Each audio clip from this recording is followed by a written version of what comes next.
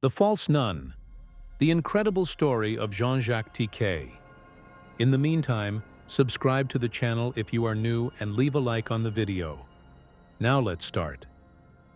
In the dark recesses of the silent corridors of a convent, where the echoes of prayers intertwine with unspeakable secrets, a singular story unfolds. For more than 2 decades, a mysterious figure walked among the nuns, hiding a truth that defied even the sacred walls.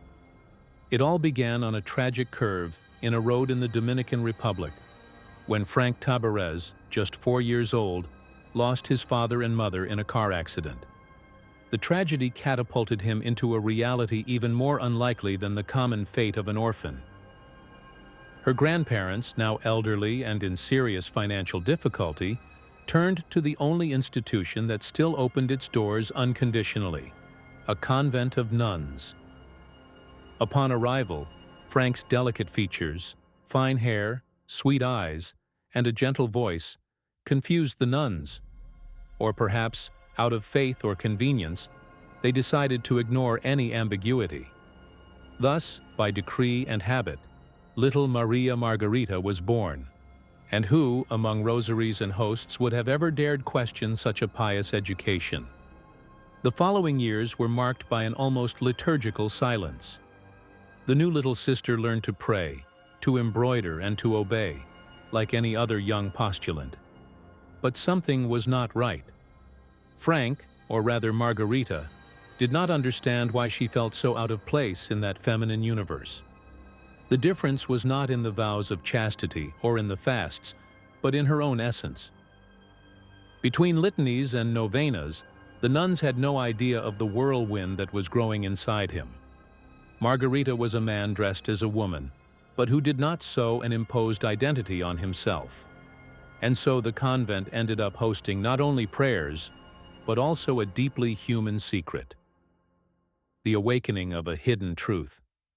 At 7 years old, while other children were discovering the alphabet, Frank was discovering doubt. In front of the old mirror of the convent, among veils and lace, he felt that something was wrong. The body she inhabited did not correspond to what they told her she was. The dilemma grew like a weed in the garden of religious certainties.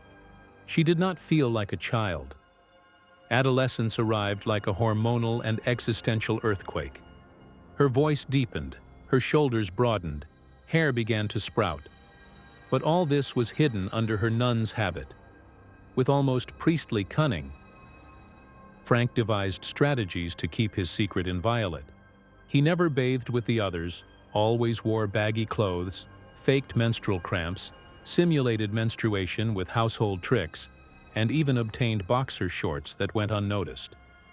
But the body spoke, and the attentive gaze of the other nuns began to weigh. Not with malice, but with that acute sensitivity of those who spend their lives observing in silence. Frank understood that he needed more concrete answers. He clandestinely sought out a doctor during one of his rare outings from the convent, and received the confirmation he had feared and hoped for. He was biologically a man, with no intersex condition to explain his identity confusion. Yet he returned to the convent. The religious habit was lighter than the burden of doubt, and he preferred to live as a shadow within those sacred walls rather than face the outside world dressed in himself. Forbidden loves and secrets revealed. The convent, despite its silent facade and routine marked by the ringing of bells, was seething with repressed feelings. In that devout microcosm, Frank, still in the guise of Sister Margarita, began to attract glances. Nothing declared, nothing direct, but the gestures, smiles, and accidental touches said more than 1,000 words. Affective relationships between nuns were nothing new to the more attentive, but in Margarita's case there was something more, or perhaps something less. The disguise was no longer as convincing as it once was. Adolescence had run its course, and Frank, even among veils and lace, exuded masculinity. It was then that the unlikely happened.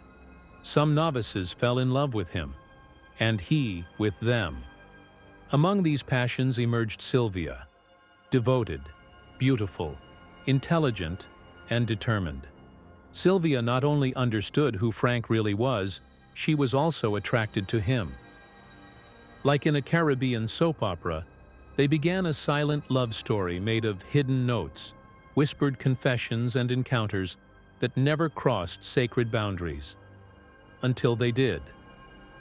The breaking point came in 1979, when a former convent teacher intercepted a letter written by Frank to Sylvia. There was no denying it. The secret slipped away like incense through the fingers of the Mother Superior. And so the convent that had welcomed him for over 20 years decided to expel him. Not with a blessing, but with a letter of expulsion. Margarita ceased to exist, and Frank was finally cast into the world. Rebirth and a search for redemption. Expelled with nothing but his newfound identity and a broken heart, Frank Tabarez left the convent to a world that had changed, but not enough to accommodate such an unlikely story. The shock was brutal. Without family, without direction, and to make matters worse, Sylvia revealed to him that she was pregnant. The news was a slap and a caress, joy and guilt in a mixture hard to digest. But life has its cruel sense of humor. The couple in love never saw each other again. Sylvia disappeared in time, like nuns disappear in seclusion. Frank never knew his son or daughter, and that absence accompanies him to this day, like a distant echo of the life he almost had. To survive, he became a tailor. A subtle irony. He had spent his life sewn into a suit that didn't belong to him, and now he sewed clothes he would never wear. But it was also that profession that allowed him to find stability. Once she had achieved a certain economic security, she decided to write her memoirs, The Naked Nun. It was her cry for liberation, a work that not only revealed her story, but also her soul. The book became a success in the Dominican Republic, and even inspired a merengue by the famous Juan Luis Guerra. Today, at 73, Frank continues to give interviews, give lectures, and share his story with those in need of courage.